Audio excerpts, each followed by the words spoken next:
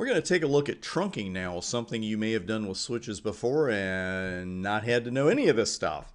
However, to troubleshoot trunks, to connect certain kinds of trunks, and definitely to pass your CCENT and CCNA exams, you're going to need to know this information about trunking switches. I'll also tell you why you might not have had to know any of it to actually get one to work, but that's coming later. Trunking, though, what is it to begin with? We're just creating a logical connection between two physically connected switches, which allows frames to flow between them.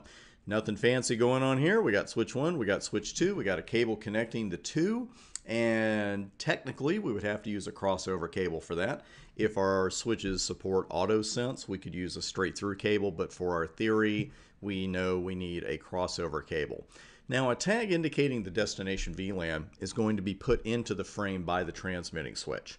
And the receiving switch uses that frame, that value, that frame tagging to see which VLAN should receive the frame. And this allows members in the same VLAN to communicate while physically attached to different switches. Because we know, especially in real world networking and probably on the exam as well, we're going to have hosts on different switches be in the same VLANs. Now, we need a little help from a trunking protocol to build the trunk. Not all Cisco switches support both of the protocols we're about to talk about, but your CCENT and CCNA studies definitely do. We know that if we have two protocols that do the same thing and there are differences between the two, which there are, we know that is fertile ground for exam questions. So let's take a close look at each of these, starting with ISL, the Inter-Switch Protocol. ISL is Cisco proprietary. If that's your first time seeing that phrase, get used to it because we've got a couple of different Cisco proprietary services you'll run into during your studies, and it just simply means that only Cisco devices can use it. So non-Cisco switches cannot use ISL. The thing is, though, many Cisco switch models don't support ISL either. And that happened to me with a switch I got once, and I expected it to run both of these protocols, and I went in and I only saw one available. And I was like, well, where's ISL? And the thing is, that switch model didn't support it. You're just so used to switches that supported both, but they don't do that anymore. One big reason for ISL not being particularly popular is the amount of overhead you get with it, because it encapsulates the entire frame before sending it across the trunk. That might not sound that bad, but compared to the other major trunking protocol, IEEE 802.1q, which doesn't do anything like that, you have much greater overhead with ISL. Also, ISL does not recognize the concept of the native VLAN.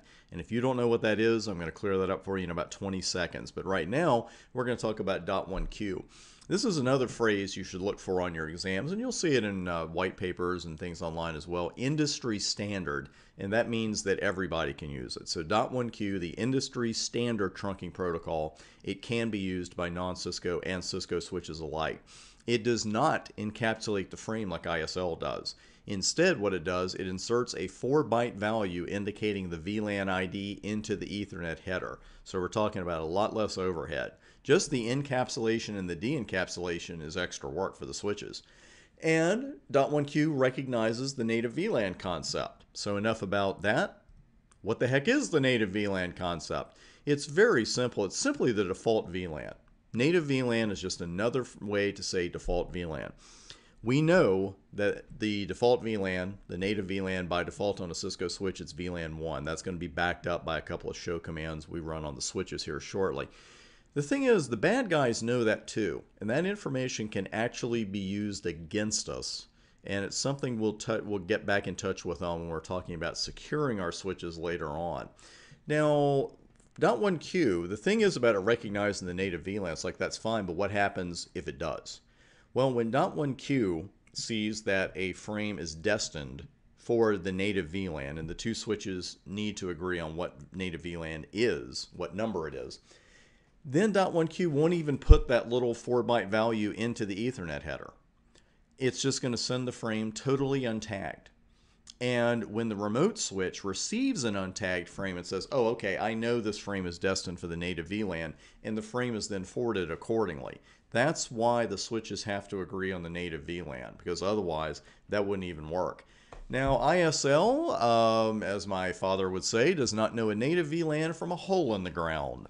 And for those of you who don't speak that language, it just means it doesn't know what a native VLAN is and it doesn't care. It just encapsulates every single frame before it's sent across the trunk, whether it's for the native VLAN or not. So ISL, again, is delivering a lot of overhead that we'd rather not have.